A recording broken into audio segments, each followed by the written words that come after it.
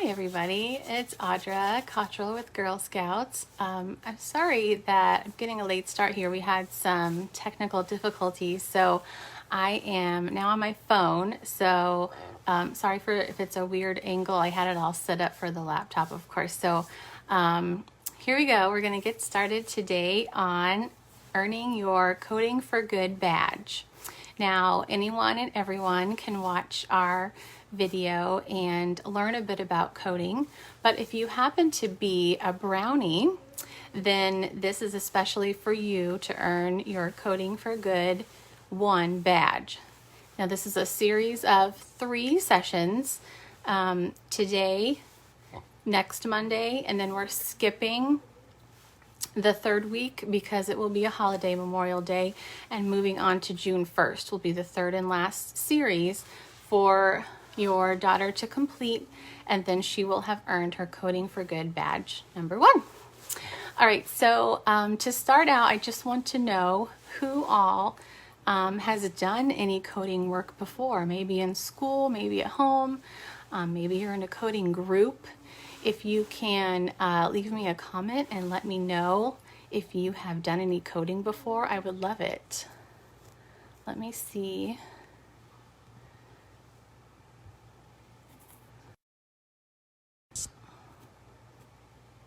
All right.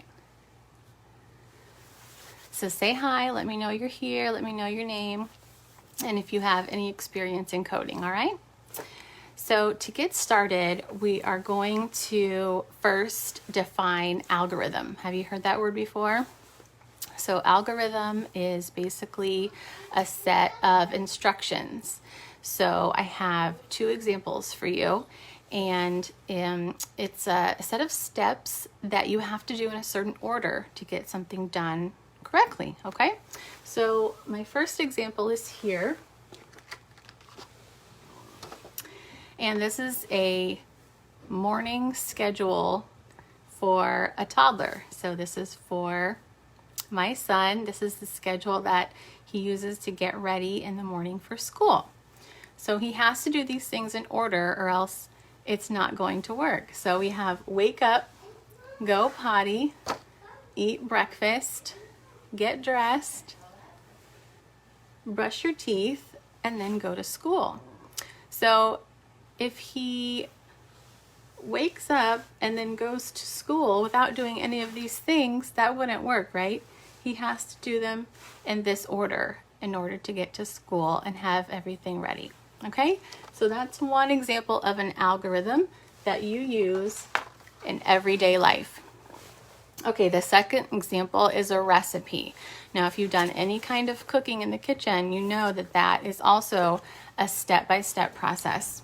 So I pulled out our family recipe book just to give you an example of what a recipe book looks like if you don't have one in your home. And so it has the list of ingredients, and then it has the directions that you have to do step by step. So say if you're making banana nut bread, you have to stir these ingredients first before putting it in the oven. Right? You can't put the empty pan in the oven first. You have to do step 1 and get your ingredients and stir them up and then put them in the oven. Make sense? Okay. So those are 2 examples of algorithms that you use every day. And if you can think of another one, please feel free to leave a comment and let me know what your ideas of an algorithm may be. But if you looked on our website or follow the link from Facebook, you will know that we're going to use this worksheet today to draw a butterfly. If you didn't get this worksheet, that's okay. You can still do this step with just a piece of paper and something to write with. But this worksheet says drawing a butterfly based on an algorithm. And it gives you the steps on the left-hand side here. So we have to do them in order or else we're not going to come up with a butterfly, okay? So I'm going to do it on this chalkboard. If you want to do it on whatever you have at home, whether it be the worksheet or just a piece of paper, we'll go through the steps together.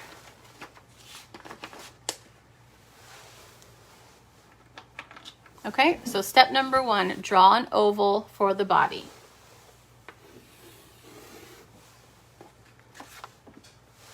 Step number 2, draw the antenna. Step number 3, put circles on the ends of the antenna. Step number 4, draw the top wing section.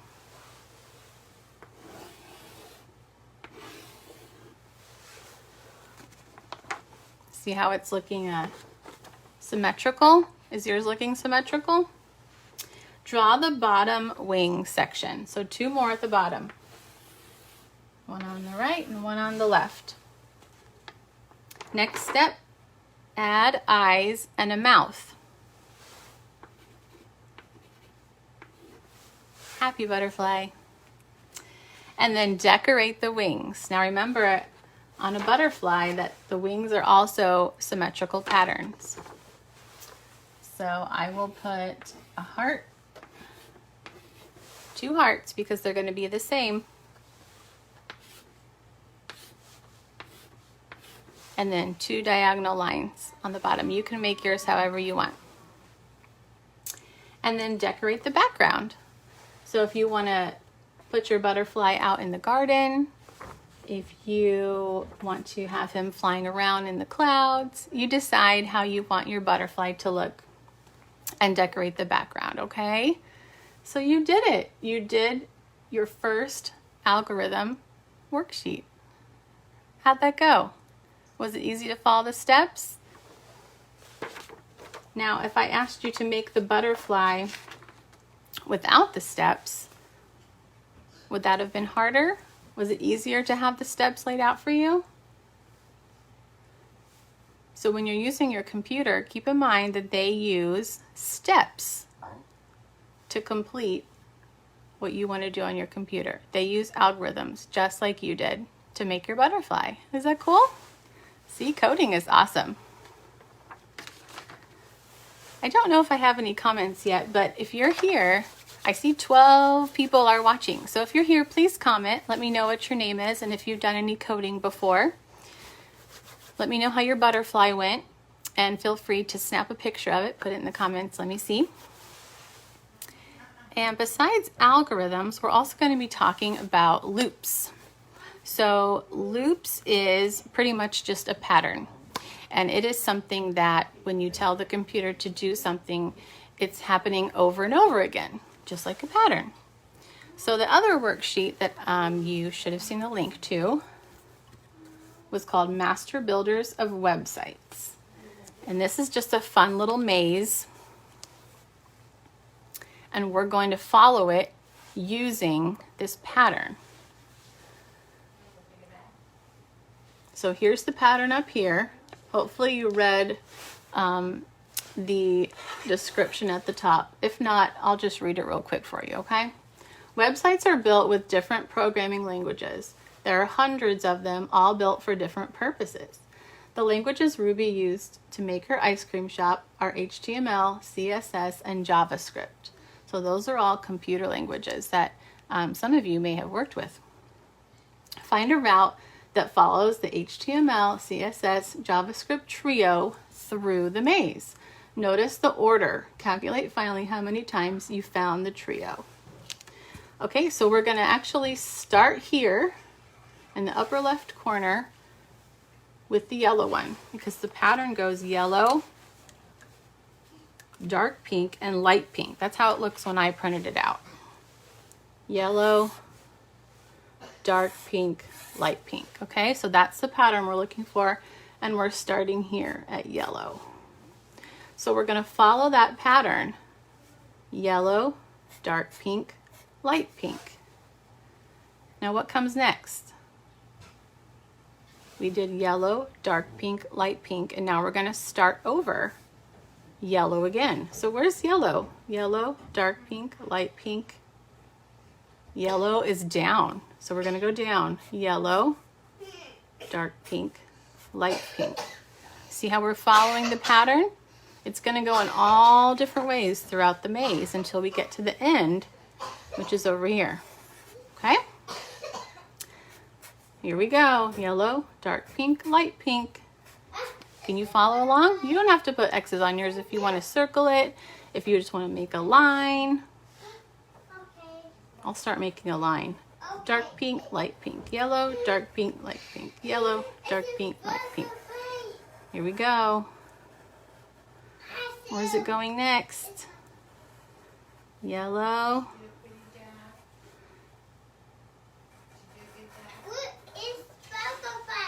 Does yours look like mine? I'm still going. Yellow, dark pink, light pink. Here we go. We're almost there. We made it! Did you make it? All the way till the end? Does yours look like that? If you messed up, it's okay. I mess up all the time. So you can either print another one or make your own. Now, if you don't have a printer at home and you couldn't get this worksheet, that's okay. There's other ways to make a pattern, and I wanted to share with you a couple different ways. So if you have Legos or blocks that are different colors, you can grab those and make a pattern. So you just need 3 different colors. Just like this pattern had 3 different colors, all you need is 3 different colors of blocks to make your own pattern. If you don't have blocks, maybe you have M&Ms. Those come in all sorts of colors. So find something that you can use 3 different colors of and make your own pattern.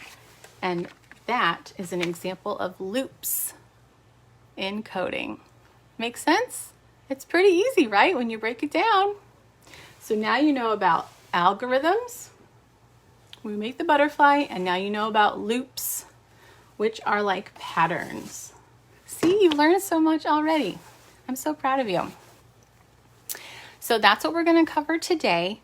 Next, we are going to cover events. Okay, so check out the website or check out the Facebook link and find what kind of worksheets you need for that. And I hope to see you next week for our next session.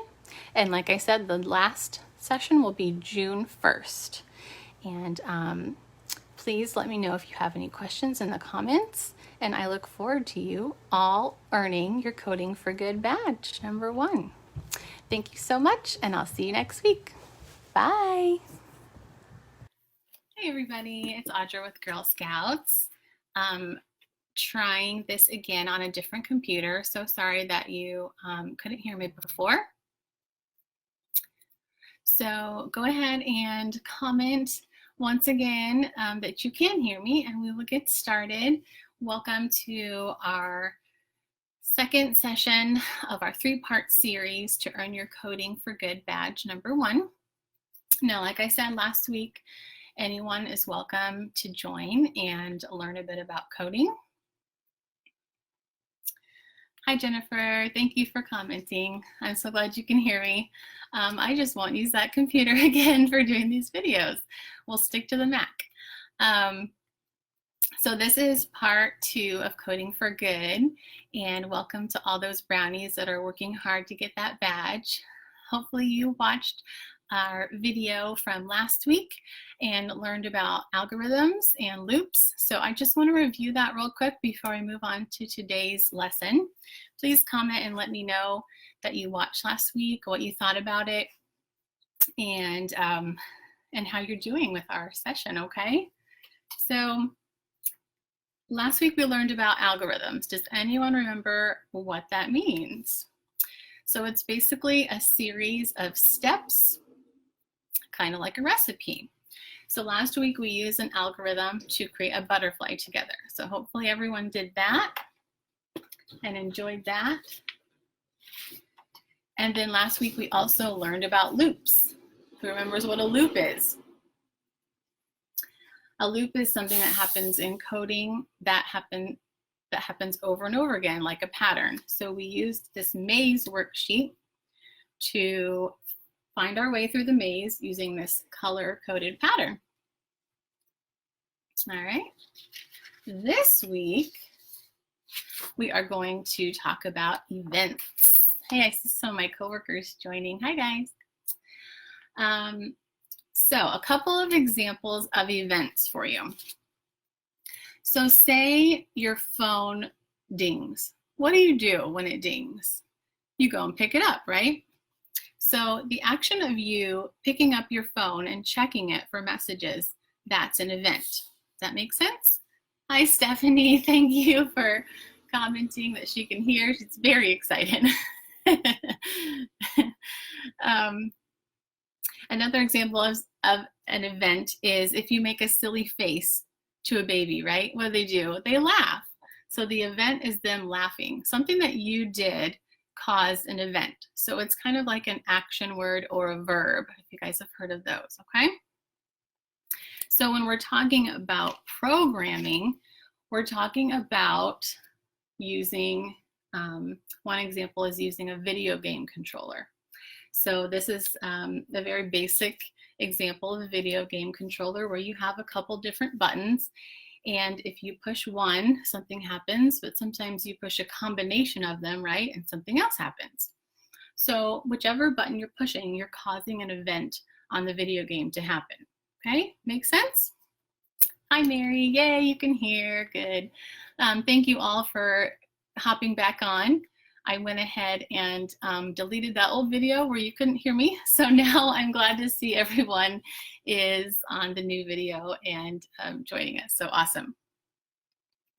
All right, so the first activity we're going to do is this one called the big event with the game controller on it. Now, if you have a printer at home and you were able to get these, hi Sonia, if you were able to get these worksheets, these are the two that you need. The big event, and another one is also called the big event, and we are going to learn about combinations on this one, okay? If you don't have them, no worries. This one you can actually make up on your own just by drawing the shapes. And we can always come up with plan B for those of you who don't have a printer at home. Don't even worry about it. All right, so this is a kind of just a fun little game that we're going to play together. And in the interest of time and the fact that I can't see you, I went ahead and came up with the events that will happen when I push these certain buttons. So when I push the rectangle button, you're going to do something. You're going to jump. Okay, so this post-it says jump. The red rectangle means you're going to jump. So if you're sitting in your chair on the couch, you're going to have to get up for this game, okay? The blue hexagon, when I push that, what do you think you're going to do? You're going to clap. Clap your hands, okay? That's going to be your event. And when I push this purple circle, okay, this is the silliest one, you're going to stick out your tongue, okay? So get on up out of your chair and get ready, because I am going to point to these and you have to do what the buttons mean, okay? So one more time, this means jump, this means clap, and this means stick out your tongue, okay? Okay, let's try it. Ready?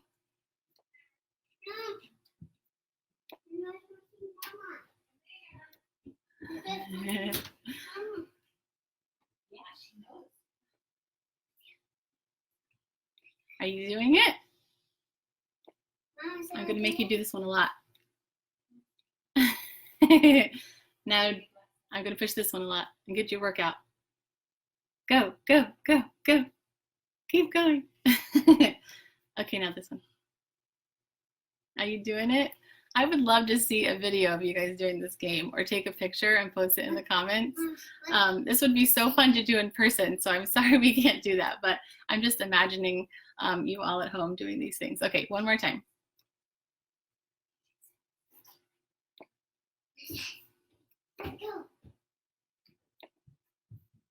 Okay. I'm going to check my comments here. Awesome. You guys are doing great. I hope you enjoyed that game. Hopefully it was as much fun for you as it was for me. So you can make this actually on your own. If you have a sibling or someone at home that will play this with you, I think that would be hilarious. So you just draw your shapes and you assign an event to them, and then you make them do all sorts of silly things. Okay, so give it a try. All right, so I'm going to read this worksheet just in case you don't have it at home so you know what it says, okay? You've been given a magical controller that changes the picture on the frame on your desk. Take a look below to see what each button does. Can you figure out which series of button events will cause your frame to show the pictures on the right? Draw a line from each set of pictures to the button combination that causes it. The first one has been done for you. Let's see where I put my marker.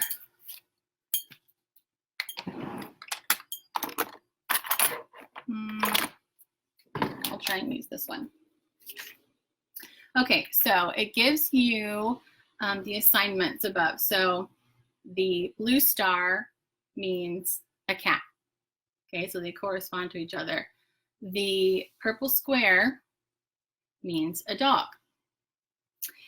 The pink circle means fish. And the green triangle means elephant. So sorry if this is far away for you to see. Maybe I will post a link for it in the comments, and you can also find it on our website, okay? So the first one has been done for us. Blue star, blue star, blue star. So what did we say that blue star means? That means cat. So what should that combination mean? It should mean 3 cats. Cat, cat, cat. So that's why there's a line drawn already from the 3 stars to the 3 cats, because star means cat, and we have 3 stars, and then we have 3 cats. Does that make sense? So next, our challenge is blue star, green triangle, blue star. Okay, so we already know blue star means cat. What does green triangle mean? Elephant. And then a blue star again, cat. So the answer should say cat, elephant, cat. So which one says cat, elephant, cat? Not the first one. Not the second one. The third one says cat, elephant, cat. Okay, so we're going to draw a line from here to there. Does that make sense? We're learning about combinations and events. All right, let's do the next one. We have pink circle, we have purple square, and we have green triangle. So let's see what they mean. Pink circle means fish. Purple square means dog. And green triangle means elephant. So we need fish, dog, elephant. Do you see that combination on the right? Fish, dog, elephant. Yep, it's the first one. So I'm going to draw a line from this one to the top one. All right, so we have one more. Hopefully we did them right and they're going to match up, right? The last one is blue star, which is cat. Pink circle, which is fish. And purple square, which is dog. Is that what this one says? Cat, fish, dog. Phew, we got it right. Awesome. So draw a line from the bottom one to that combination. How was that? Was that pretty easy? Now they gave us the clues up here, right? So that helped us kind of solve the mystery. You guys are learning so much about coding. So now you know about algorithms that are a series of events. You know about loops that are like patterns. They happen over and over again. And now you know about events. So that's an action, something that you make happen, okay? Awesome. Can you do me a big favor and write in the comments right now, what is your name? And have you ever done coding before?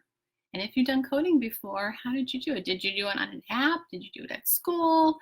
Did you do a hands-on activity where you use blocks? There's so many different ways you can learn about coding as a brownie. So I'm just curious what you guys know about coding. We have one more session left in our 3-part series. So we met last Monday where we learned about algorithms and loops. And this is our second session where we have learned about events. And now next Monday is a holiday, so we're going to take that off. I won't see you next Monday. We have to wait until June 1st, okay? So tune in with me on June 1st, and I'm going to teach you a little bit more about events, and then we're going to talk a little bit about some awesome women that have done amazing things in the world of STEM and coding, because we have so many awesome examples to learn from in Girl Scouts, and I want to make sure that you guys know a little bit about them, okay? Are there any other questions? I don't see any comments besides the fact that you can hear me, so that's awesome. Let's see. Oh, I got to scroll down here. I did get some more. Some happy faces. Awesome. Kind of glitchy. Hopefully that worked out. So sorry, Lisa. Lisa said she did a coding on an app at school. Awesome. Yeah, there's actually a lot of free apps if your girls are interested in coding. There are a lot of free apps that you can get and they can practice with. So that's really nice. And Stephanie says that she's done Codable. Awesome. I'm so glad to hear that. I love to see our young girls interested in coding, and hopefully this can help propel them into the world of STEM. So let me know if you have any questions, and I will see you in 2 weeks on June 1st at 3 p.m. Thank you so much. Bye.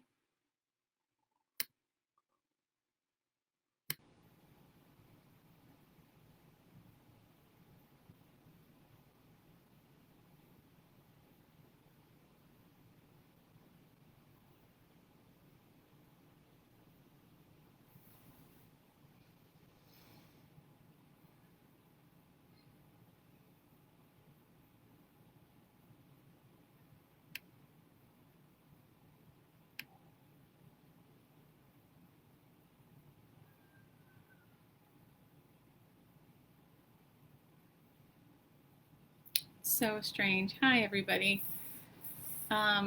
So I've tried 2 computers and still cannot see myself. So if anyone knows why, I would love some help with that. But as long as you can see me, I guess I'm just gonna go ahead and move forward, and definitely comment if you can't see something that I'm doing. It might be a little bit challenging for me to line the camera up right, but I will do my best. I want you guys to go ahead and earn your badge. So I want to move forward with this program. So please don't hesitate to comment if you're having trouble seeing something. I apologize. This is kind of weird not to be able to see myself. So I am Audra Cottrell. Welcome to the 3rd session of Coding for Good. Okay, thank you. Sarah is on. Sorry I had to hop back on and off so many times. I was trying to fix my problem, which I couldn't do. So anyway, this is the 3rd part of a series to earn your Coding for Good badge for all you brownies out there. If you are not a brownie, please enjoy and learn something about coding. We have the first 2 sessions also on our Facebook page, so check those out from the last couple weeks. But like I said, this is the 3rd part where you will officially earn your badge. So congratulations, you're almost there. So Over the past couple weeks, we have learned about algorithms. Have you learned to say that big word yet? Algorithms. And we've learned about loops, and we have learned about events. And today we are going to combine that and write some code. So I think that's pretty cool. But first, I want to tell you about one of the women that started coding and just give you a little history lesson on her. So her name is Ada Lovelace, and I printed out this little poster of her right here. Hopefully you can see that if it's angled properly. Her name is Ada Lovelace, and she is known as the first computer programmer. So she lived a long time ago, from 1815 to 1852, and she was a British mathematician who is credited with being the world's first computer programmer. So I think that's pretty inspirational to learn about women who kind of started in STEM and have inspired generations of women since then to be in STEM. So if you want to learn more about inspirational women in STEM or other parts of life, please check out our monthly patch program that Courtney does. That can be found on our website at getyourgirlpower.com. And she does a really good job of introducing the girls to various women each month. So it's a really good program. Check that out if you want to learn more about inspiring women. All right. So for today's session, you should have this worksheet called Graph Paper Programming. It's from code.org, which is a really cool website to check out if you haven't already. So you have that sheet. You have a sheet with a bunch of graphs, 4x4 graphs that are blank. And then you have a sheet with steps. So 5 different games with little cubes with steps in them. So we're going to use those to write our program today. So first, let's take a look at graph paper programming. And I just want you to pay attention to the symbols here. Now, we're not going to do exactly what the instruction says. We're going to use the symbols and these images, and I'm going to teach you a little bit about coding from there, okay? So there's 5 arrows here. Hopefully everyone can see. I'm not seeing any comments that you can't see. So hopefully I'm angling it correctly and the lighting is good. So we have move 1 square right, so an arrow pointing to the right. Move 1 square left is an arrow pointing to the left. Move 1 square up, the arrow is going up. And move 1 square down, the arrow is going down. And then the last one says fill in square with color. So it's kind of a squiggly line, and that means fill in the square. So if you're looking at these images down here, the black ones are the ones that are filled in. Okay, does that all make sense? So we are going to practice using those 5 symbols to make an image. And I want you to tell me which symbol I should use. So it's going to be as interactive as we can be on Facebook Live, right? And I am going to make the image that you tell me to make on the first graph here, okay? So if you have your grown-up with you,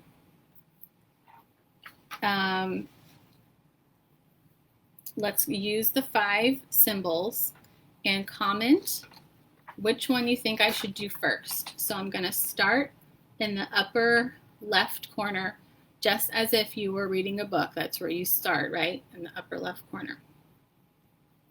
So what should my first move or my first event be? Should I move to the right? I can't move left, but I could move right. I could move up. I'm sorry, I can move down. I can't move up. Or I could fill it in. Can you have your grown-up, or you, if you know how to comment, type in what my first movement should be? I'm going to try and angle this down now. So I have Sarah and Jacqueline keeping an eye on the angle here. So if I put it down like this, can you see the graph? Can you see this one right here?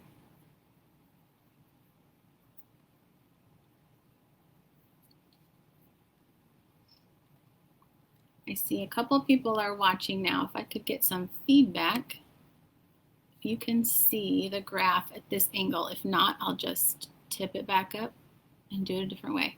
Okay, Jacqueline says, yes, you can see. All right, any girls out there that want to give me a move? I'm going to say we are going to move to the right. So if I start here and I move right, now I'm here. And I'm going to say the next one should be move right again, and then fill in the square. So I'm going to fill this in. Now if I see you comment, I'll do what you are saying, but so far I don't see any comments from the girls. So let's say from here I move down one square, move down again, move to the left, and fill in the square. So it's step by step, just like we did the algorithm with the butterfly. It's a step-by-step process that you have to follow so that the computer does the right thing, okay? Let's do one more. Move to the right, move down, and move to the right again, and color it in. So that is how we got these images on this worksheet. They followed the symbols and they created these different images. That is a basic coding, okay? If you have any questions, please go ahead and comment. Now, I know some of you know a lot about Girl Scouts, but if you don't, Girl Scouts is all about STEM in addition to every other cool thing we do. Outdoors, camping, we do lots of arts and crafts, we do leadership skills. But if you're into STEM, Girl Scouts is the place to be. So make sure you're checking out our virtual camp this summer and all the fun activities we're putting on the website, getyourgirlpower.com. Okay, so hopefully that made sense with using the symbols one by one and how we got these images. So now we're going to choose one of these images and write the code. So now we're going to do it the other way around. Instead of coloring in, we're going to draw the arrows and make the code that looks like this, okay? So I want you to comment which image you'd like to do. Do you want to do image 1, 2, or 3? Any girls out there that can comment or have your grown-up just type 1, 2, or 3? And we'll have that. And we will write the steps on this worksheet one by one.